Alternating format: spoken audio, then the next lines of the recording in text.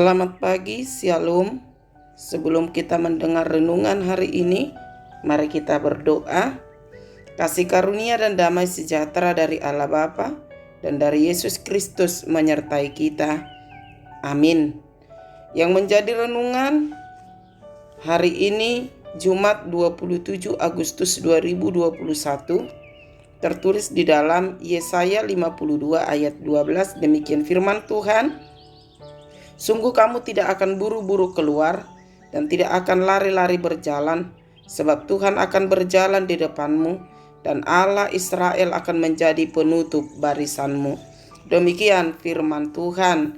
Yang menjadi judul renungan hari ini adalah Tuhan yang menuntun. Saudaraku yang dikasihi oleh Yesus Kristus, umat Allah dipanggil untuk menyambut kabar baik keselamatan yang datang dari Allah sendiri dengan penuh keyakinan. Kepada umat itu Allah menjanjikan bahwa mereka akan dibawa keluar dari tempat perbudakan Babel. Oleh karena kabar baik itu adalah pembebasan ataupun kemerdekaan, maka haruslah disambut dengan sorak-sorai dan sukacita. Sebab Allah sendiri yang membebaskan mereka dan membawa kembali ke tempat asalnya, yaitu Sion.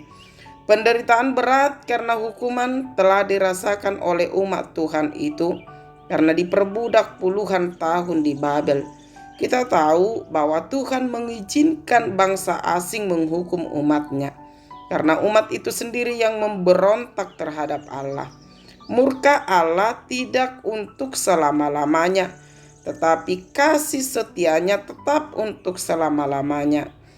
Kasih setia Tuhan dinyatakan Tuhan dalam karya penyelamatan bangsanya, karena bangsa itu sendiri berseru minta tolong kepada Tuhan.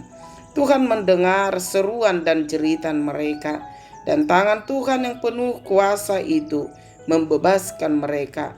Itulah yang menjadi nats renungan kita hari ini, bahwa mereka tidak perlu buru-buru keluar dan tidak perlu berlari seperti seorang yang ketakutan, sebab Tuhan sendiri yang menuntun berjalan di depan, dan Tuhan Allah sendiri yang akan menutup barisan. Saudaraku yang terkasih di dalam Kristus Yesus, Allah menghukum bukan untuk membinasakan. Tidak perlu tergesa-gesa dan takut berjalan, karena Tuhan senantiasa menuntun di depan.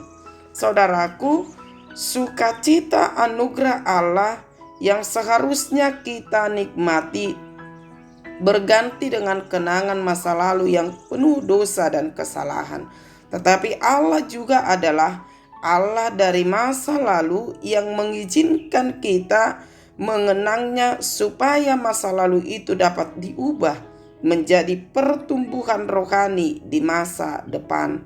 Allah mengingatkan kita pada masa lalu agar jangan sampai kita merasa kurang aman menghadapi masa depan. Biarkan masa lalu berlalu. Serahkan saja semua kepada Kristus. Melangkahlah bersamanya menuju masa depan yang lebih baik. Ada kalimat yang berkata, jika Anda berjalan bersama Allah hari ini, maka Anda akan merasa yakin untuk hari esok. Jika Anda berjalan bersama Allah hari ini, Anda akan merasa yakin untuk hari esok. Demikian firman Tuhan. Demikianlah renungan hari ini. Tuhan Yesus senantiasa menjaga kita, dan Tuhan Yesus memberkati hari ini. Amin.